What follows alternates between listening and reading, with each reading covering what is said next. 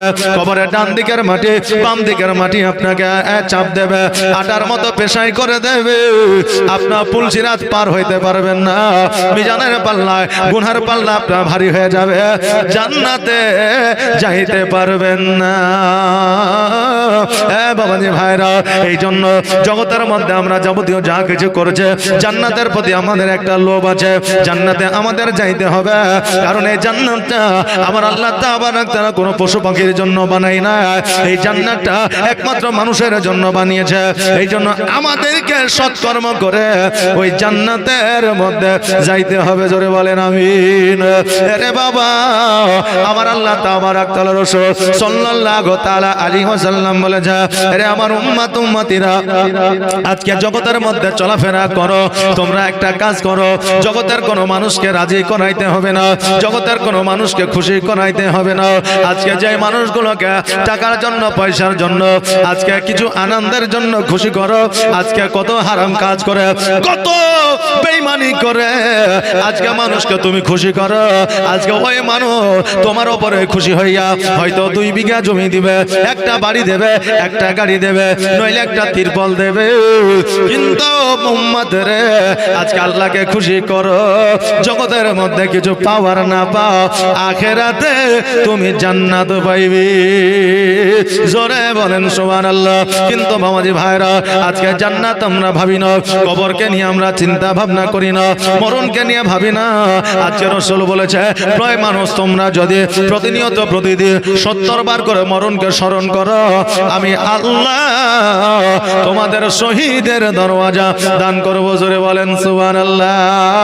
আরে বাবা, কবরকে প্রতিদিন 70 বার করে স্মরণ করা তো দূরের কথা, 60 বছর পার হয়ে গেল, এখনো পর্যন্ত মসজিদের গলিতে গেলাম না, এখনো পর্যন্ত 5 ওয়াক্ত নামাজ পড়লাম না, এখনো পর্যন্ত নবীর সুন্নাত দাড়ি ছাড়লাম না। আপনি বলবেন, হুজুর গো, আমি তো মুসলমান, 5 ওয়াক্ত নামাজ পড়ে, কিন্তু আমার দাড়ির কি প্রয়োজন আছে?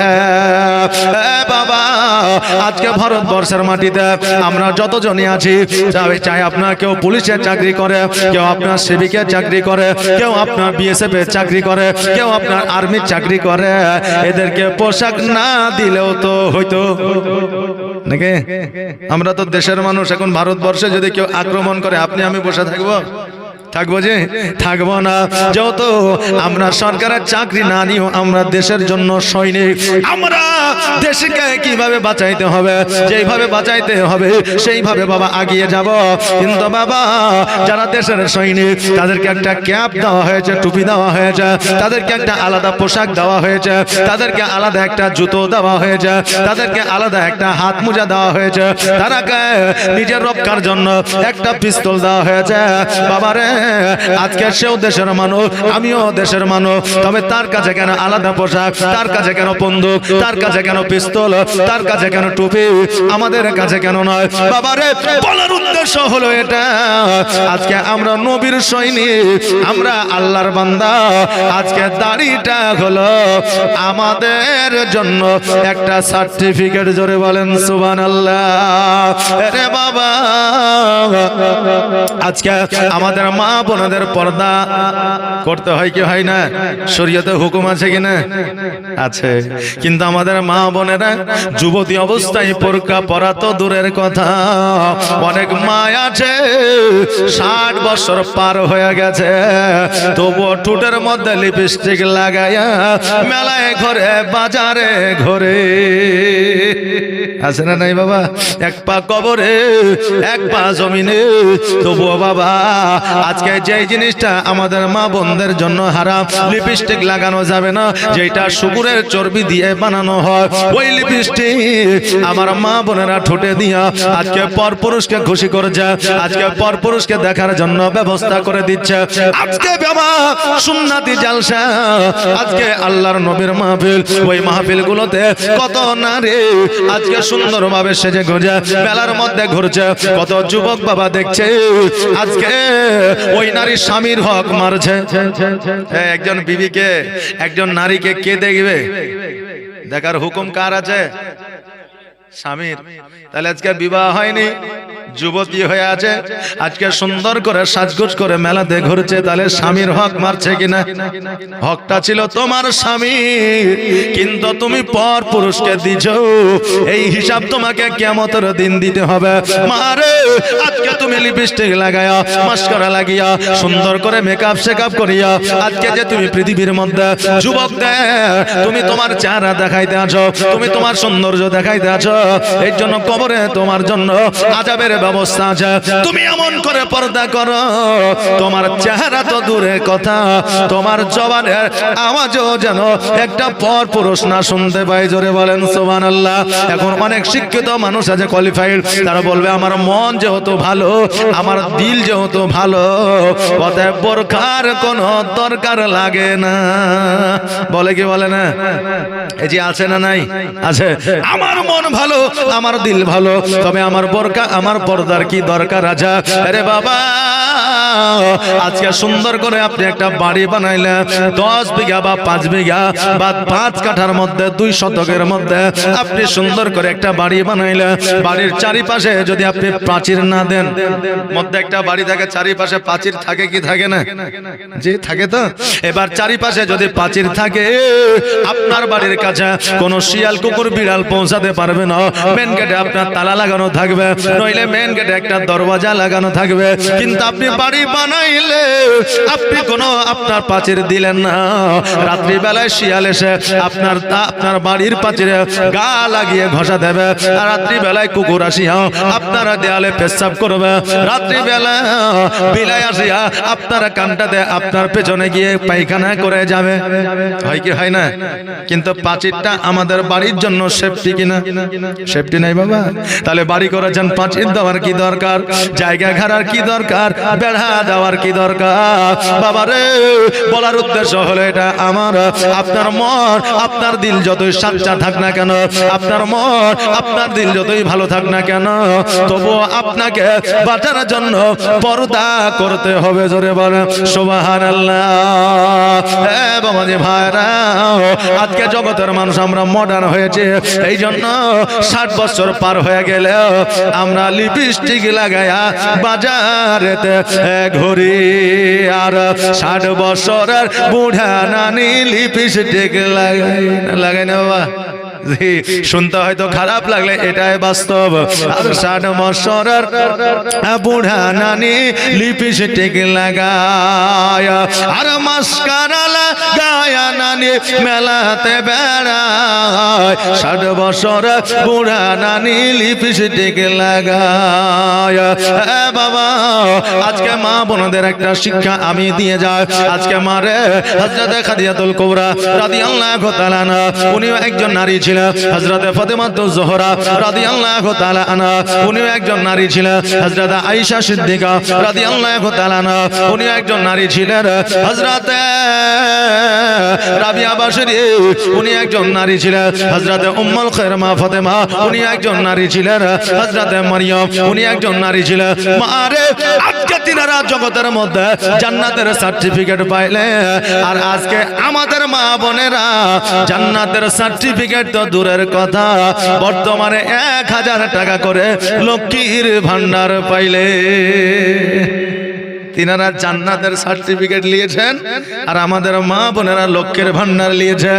দুনিয়ায় পোতা পতিন লাতি লাতিন জামাইকে জামা কাপড় দেওয়া হবে, আখিরাতের বাজার হবে না।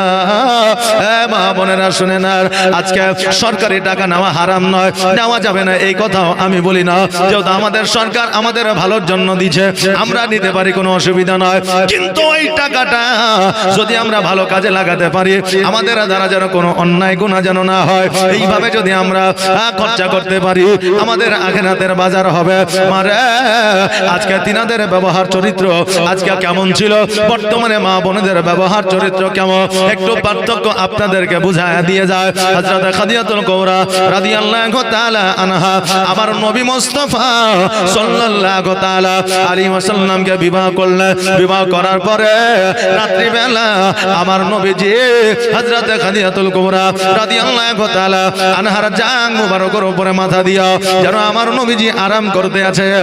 আর আমার খাদিজাতুল কুবরা রাদিয়াল্লাহু তাআলা আনহা আমার নবীজির চুল মুবারক গুলো যেন নাড়তে আছে। জোরে বলেন সুবহানাল্লাহ। বাবা যে ভাইরা, এই জন্য বিবির কোলে মাথা রাখিয়া ঘুমানো হলো, শুয়ে থাকা হলো আমার নবীজির সুন্নাত। জোরে বলেন সুবহানাল্লাহ। খাদিজা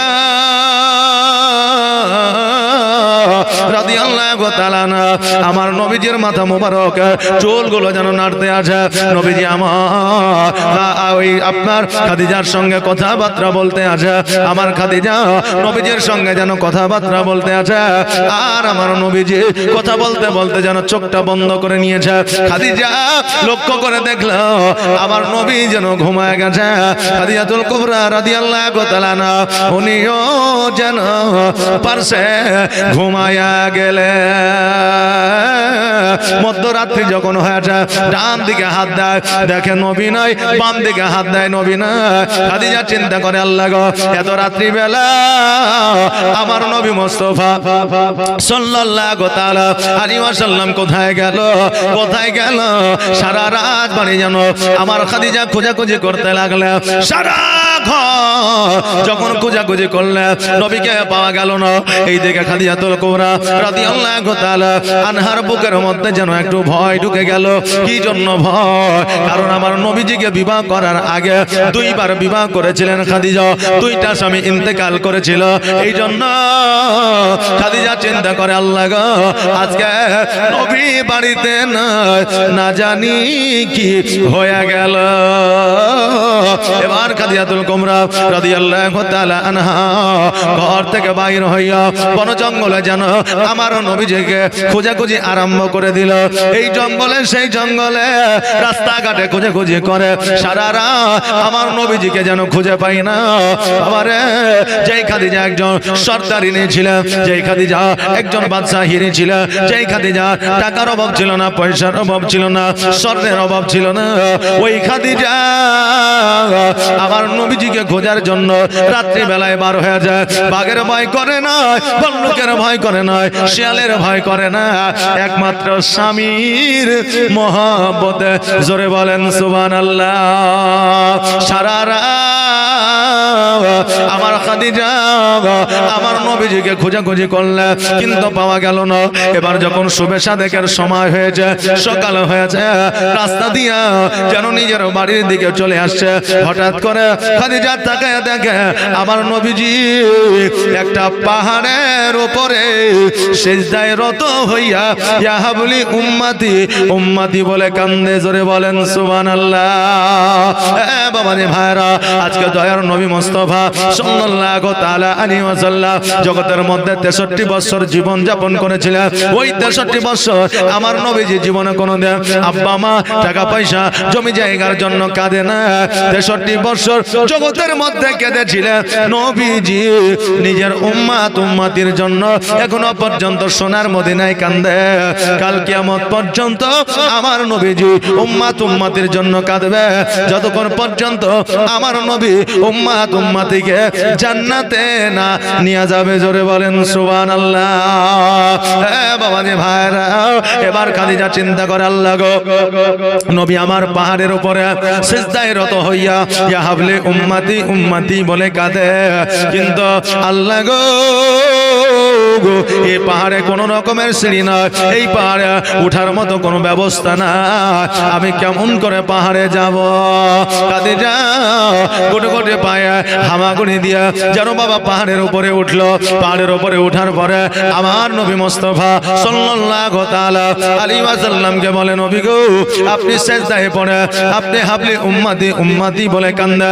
ইয়া রাসূলুল্লাহ, দয়া করে আপনি সিজদা থেকে মাথাটা উঠায় নেন, আপনার কান্না আমি খাদিজা সহ্য করতে পারি পারি না। ইয়া রাসূলুল্লাহ, আপনার চোখের পানি আমি খাদিজা সহ্য করতে পারি না। নবী গো, আপনি দয়া করে সিজদা থেকে মাথাটা উঠান। এবার আমার নবীজি সিজদা থেকে মাথাটা উঠায় বলে, ও খাদিজা, আজকে পাহাড়ের উপরে এসেছো কারণটা কি? আমার খাদিজা বলে, ইয়া রাসূলুল্লাহ, আজকে আমার স্বামী আমার বিছানায় না। এমন কোন বিবি আছে স্বামী বিছানায় থাকবে না? ওর এই বিবি আরাম করে ঘুমের ঘরে থাকবে। নবী গো, আমি দেখলাম আপনি বিছানায় ছিলেন না, এই জন্য খোঁজাখুঁজি আরম্ভ করে দিয়েছি। আজকে সকালবেলায় দেখছে আপনি পাহাড়ের উপরে সিজদায় রত হইয়া কান্না করতে আসা। ইয়া রাসূলুল্লাহ, নবী গো, আপনি একবার বলে দেন আমি খাদিজা আমি কেমন করে ঘরে যাইতে পারি? ইয়া রাসূলুল্লাহ সাল্লাল্লাহু তাআলা আলাইহি ওয়াসাল্লাম, আপনি বলে দেন আমি কি করতে পারি? আমার নবীজি বললেন, খাদিজা, তোমাকে বললাম আজকে থেকে তুমি আমাকে কথা দিয়ে দাও, আমি নবী আমাকে খোঁজার জন্য কখনো কোনোদিন তুমি বাড়ি থেকে বার হবে না।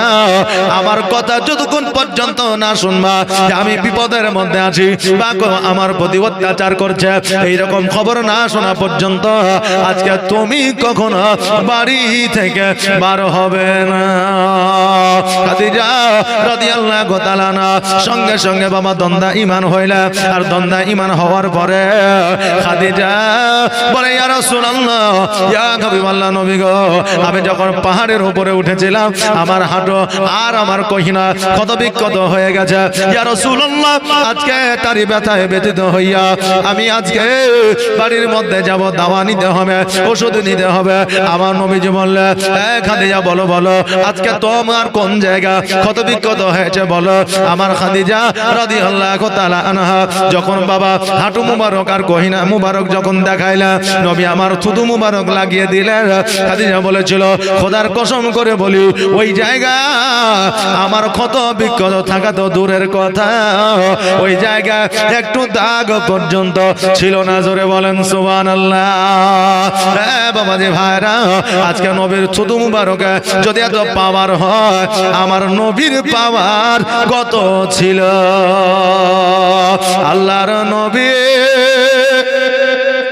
আনুরের নবী গো, আপনি নবী আমার আজীবনের জীবন, আপনি আমার জীবন সাথী, অন্ধকার কবরের বাতে আপনি আমার জীবন সাথী, অন্ধকার কবরের বাতে আপনি নবী আমার নির্জনের একজন। আল্লাহর নবী নূরের নবী গো, আপনি নবী আমার আজীবনের জীবন। আর দেখে আপনার মজেজা ভাগবতী হয় খাদিজা, সঁপে দিল নবী আজীবন আর মরণ। আল্লাহর নবী নূরের নবী গো, আপনি নবী আমার আজীবনের জীবন। আল্লাহুম্মা সাল্লাল্লাহু। এই মাইক ম্যান আছে কই? গলা টানছে, একটু সাউন্ড দাও না, একটু সেরকম করে একটু ভলিউম দাও। মাওলানা মুহাম্মদ সাল্লাল্লাহু তাআলা আলাইহি ওয়াসাল্লাম। বাবাজি ভাইরা, আমার খাদিজাতুল কুবরা রাদিয়াল্লাহু তাআলা আনহা ওই জায়গা থেকে বাড়ি ফিরে আসলে আমার নবীজি সকালবেলা এবার যখন পাহাড়ের ওপর থেকে যখন খাদিজাতুল কুবরা রাদিয়াল্লাহু তাআলা আনহার বাড়ির দিকে যখন অগ্রসর হলেন, এবার মক্কাবাসীরা বলতেছে, দেখ রে দে, আমার মুহাম্মদ আজকে খাদিজাকে বিবাহ করে খাদিজার বাদশাহী নিয়েছে, আজকে খাদিজার জমি জায়গা নিয়েছে, আজকে খাদিজার অট্টালিকা নিয়েছে। মুহাম্মদ আজকে তোমার আব্বার কিছুই ছিল না, আজকে সেই জন্য তুমি খাদিজাকে বিবাহ করেছ। নবী আমার দুই চোখের পানি ছেড়ে দিয়ে কান্না করে বলতে আল্লাহ গো, আজকে যদি আমার আব্বা বেঁচে থাকতো আজকে মক্কা নগরের মানুষেরা এই কথা বলতে পারতো না। আজকে যদি আমার মা বেঁচে থাকতো আজকে মক্কা নগরের মানুষেরা এই কথা বলতে পারতো না। আজকে যদি আমার দাদা আব্দুল মুত্তালিব বেঁচে থাকতো আমাকে এই কথা বলতে পারতো না। নবী আমার দুই চোখের পানি ছাড়িয়া কেন্দে কেন্দে যেন খাদিজা রাজ দরবারে গেল। একটা ঘরে বসে আমার নবী যেন ডুকরে ডুকরে কান্না করতে আছে। খাদিজা রাদিয়াল্লাহু তাআলা কোটি কোটি পায় আমার নবীর কাছে গেলে, যাওয়ার পরে বলে ইয়া রাসূলুল্লাহ, ইয়া হাবিবাল্লাহ, নবী গো আপনি এইভাবে কেন কান্না করছেন? ইয়া রাসূলুল্লাহ আপনি কান্না করছেন, আমি খাদিজা আমার চোখের পানিও যেন থামে না। ওগো নবীজি দয়া করে আপনার কান্নাটা বন্ধ করে। আমার নবী বলে খাদিজা আমার কান্না তখনই বন্ধ হবে। হ্যাঁ খাদিজা আজকে বলো বলো আমার জন্য তোমার জমি জায়গা অট্টালিকা কি দান করে দিতে পারবে না? আজকে ইসলামের জন্য তোমার সোনা দানা মণি মুক্তা রাজবাড়ি তুমি কি দান করে দিতে পারবে না? আমার নবীজি যখন এই কথা বললেন খাদিজা বলে ইয়া রাসূলুল্লাহ, ইয়া হাবিবাল্লাহ, নবী গো আজকে আমার জমি জায়গা অট্টালিকা টাকা পয়সা সোনা দানা তো দূরের কথা, ইয়া রাসূলুল্লাহ আপনি যদি বলেন আপনার জন্য আমি খাদিজা আমার শরীরের চামড়াগুলো ছিলিয়া আপনার পায়ের তলে বিছায়া দিতে পারি। জোরে বলেন সুবহানাল্লাহ। বাবাজি ভাইরা সেই সময়ে খাদিজাতুল কুবরা রাদিয়াল্লাহু তাআলা জমি জায়গা অট্টালিকা বাড়ি সব কিছু নবীর জন্য ইসলামের জন্য দান করে দিয়েছিলেন। জোরে বলেন সুবহানাল্লাহ।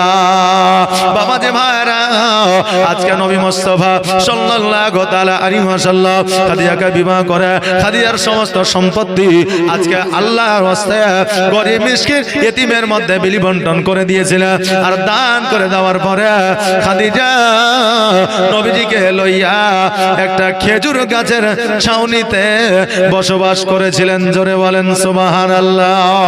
আমার নবী বলেছিলেন খাদিজা, ও খাদিজা বলো বলো আজকে তোমার বাপের অট্টালিকায় যে শান্তি সুখ তুমি পেয়েছ আজকে আমি নবীজি আমার এই জীর্ণ কুটিরে সেই সুখ ও শান্তি হও তো পাও না।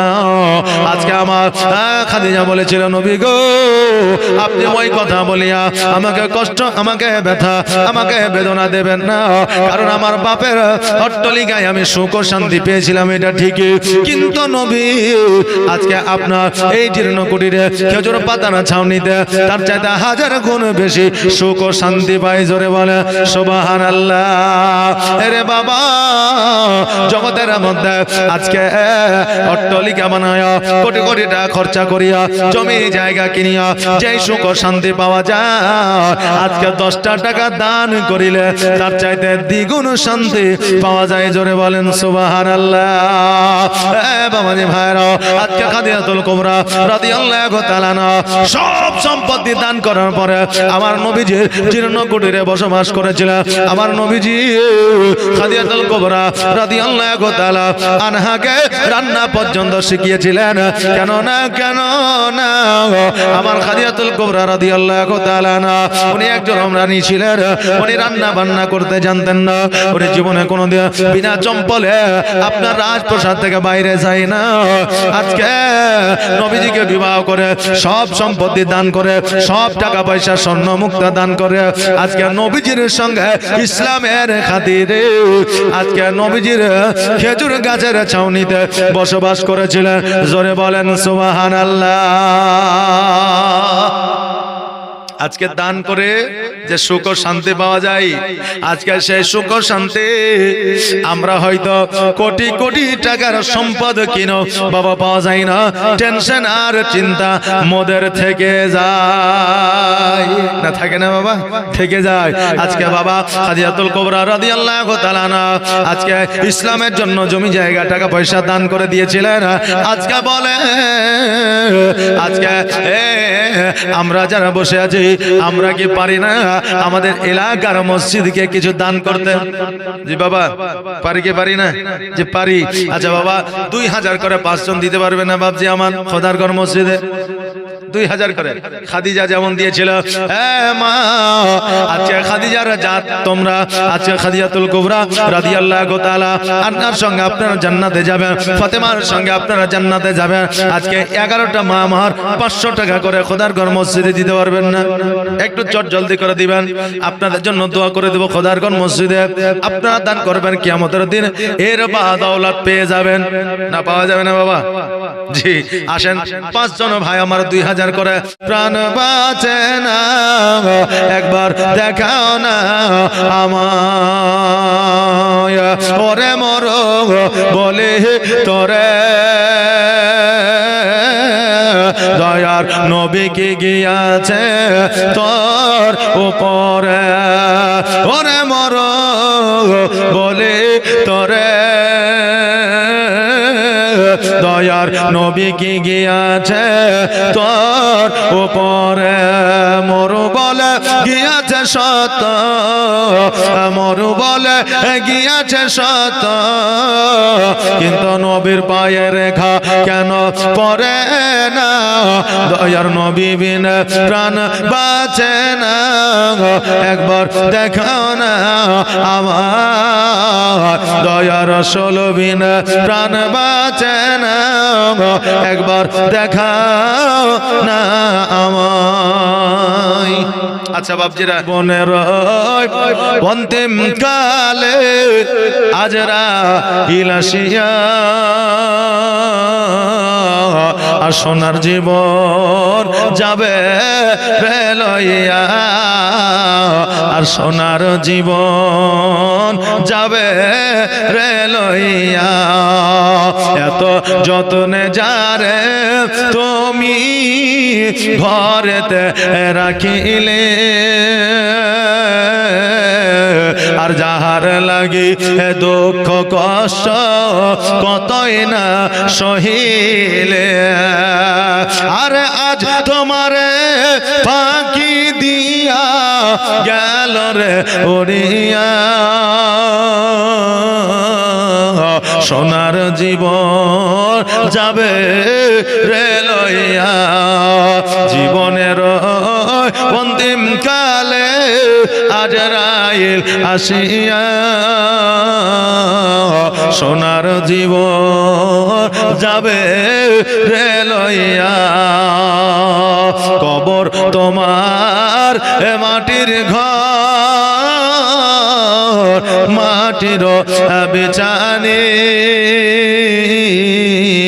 চতুর্দিকে মাটি তোমার বাঁশের ছাউনি, আর কেমন করে রইবি রে ভাই অন্ধকার কবরে, সোনার জীবন যাবে রে লইয়া, সোনার জীবন যাবে রে লইয়া। আমাদের বিবিরা বিধবা হয় না, আজকে সন্তানেরা আমাদের এতিম হয় না। আজকে জগতের মধ্যে আল্লাহকে খুশি করতে গেলে বর্তমানে নামাজ রোজা আর দান খায়রাত করতে হয়। সুবহানাল্লাহ।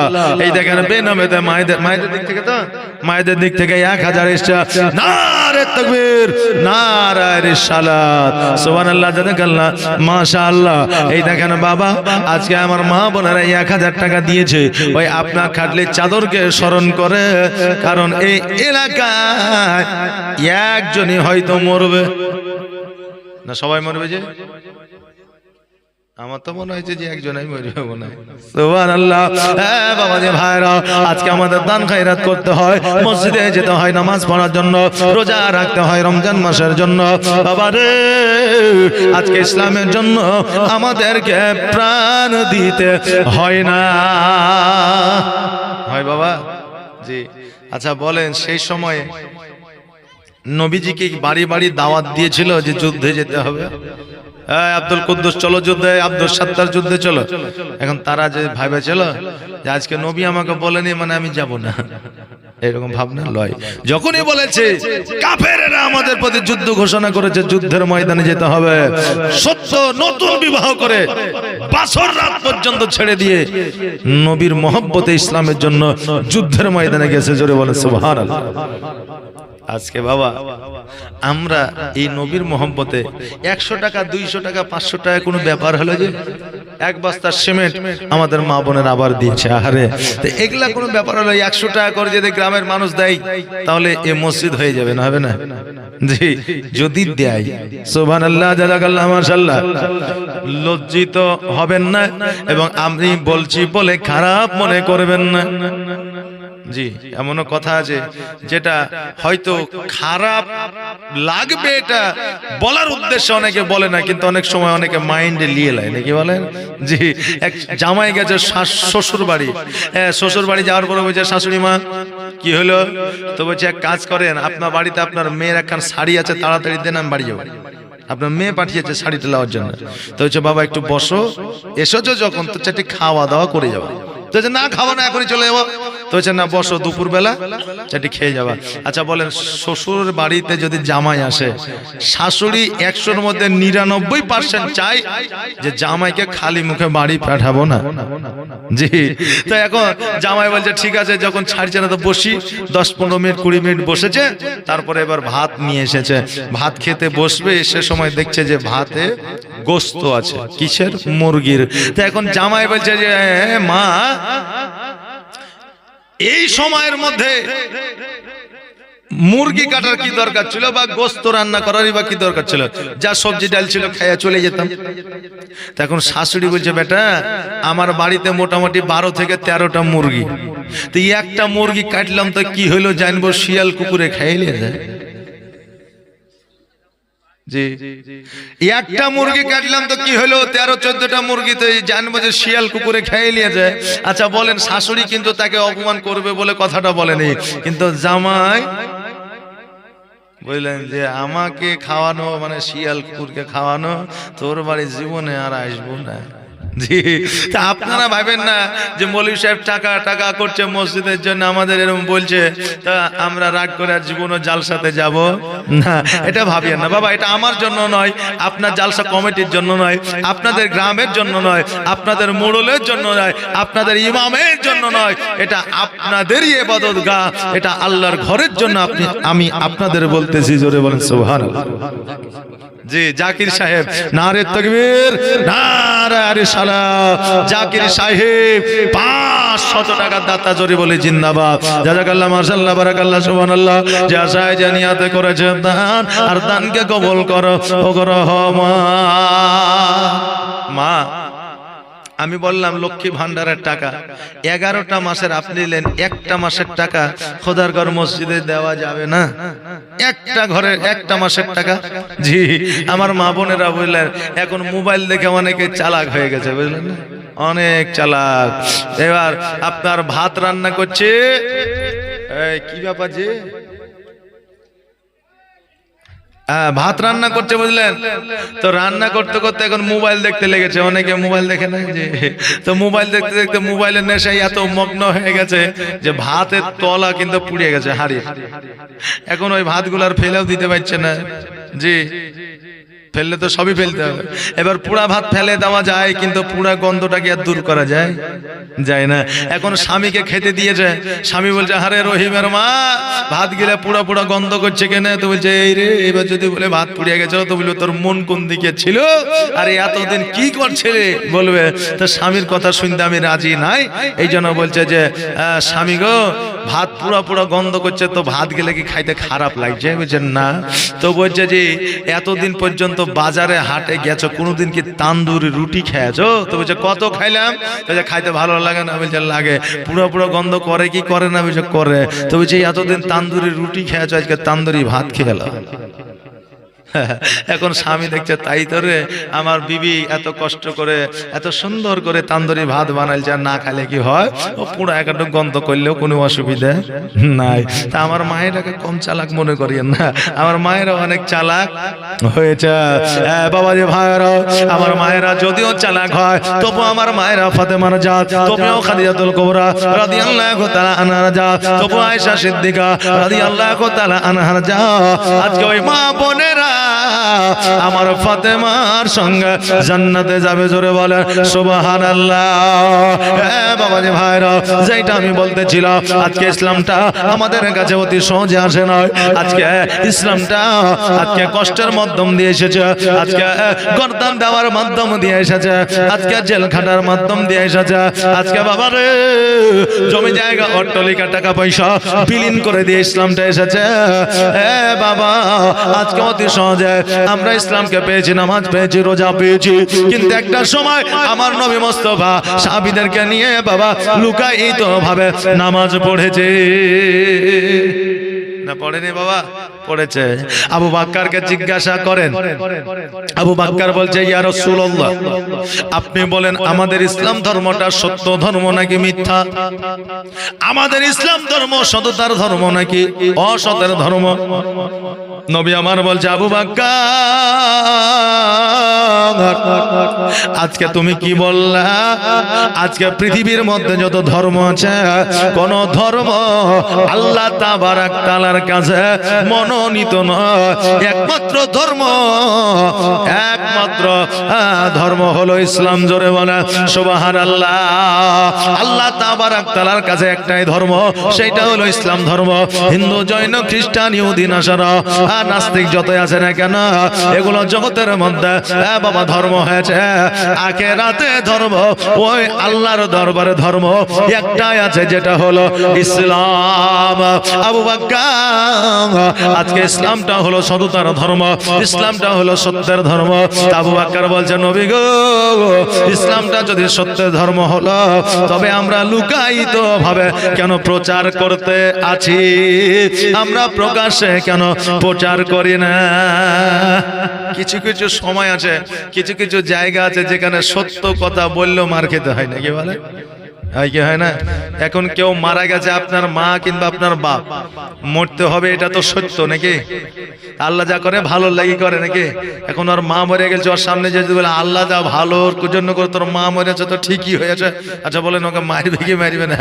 নারে তাকবীর, নারে রিসালাত, মাসলাকে আলা হযরত। এই দেখেন জনাব গোলাম মোস্তফা সাহেব, এই দেখেন পশ্চিম বাংলার আলোড়ন সৃষ্টিকারী বক্তা। আজকে সুদূর পশ্চিম বাংলায় বললেন, আসাম, ত্রিপুরা, শিলিগুড়ি আর কোচবিহার, এদিক ওদিক বুঝলেন, সেদিকে একবারে নওজোয়ান, একবারে যুবক বক্তা বুঝলেন। এখন সারা রাত যদি চিল্লাইলে তবু অসুবিধা নাই, আর আমরা তো বুঝলেন বুড়িয়া হয়েছি, বুঝলেন না? জি সুবহানাল্লাহ, সুবহানাল্লাহ। এই দেখেন ভাইজান বসেন। জাযাকাল্লাহ। এখন মরবে, মরণটা তো একবার অপরিহার্য, নাকি বলেন? এখন কেউ মরে গেছে, তোর সামনে যায় যদি বলে যে মরেছে তো ভালো হয়েছে, আল্লাহ যা করে ভালো লাগে করে, তো ওকে মারবে কি মারবে না? কিন্তু এটা তো সত্য কথা, নাকি বলেন? জি, এমনও জায়গা আছে যে জায়গায় সত্য কথা বললে মার খেতে হয়। তা আমার নবী বলছে আবু বকর, ইসলাম ধর্মটা সত্য, কিন্তু এখন যদি এই পরিস্থিতিতে প্রকাশ্যে প্রচার করা হয় তো কাফেরদের অত্যাচার বেড়ে যাবে, যেহেতু আমরা সংখ্যায় কম। কথা বললেন না? আবু বকর বলছে হুজুর জীবন দিয়ে দিব, প্রাণ দিয়ে দিব, কিন্তু এই ইসলামটা আমরা প্রকাশ্যে প্রচার করব। জোরে বলবেন না সুবহানাল্লাহ। তো নবী আমার বললে ঠিক আছে, কালকে আলোচনা সাপেক্ষে আমরা বলে দিব ওই ইসলাম ধর্মটা।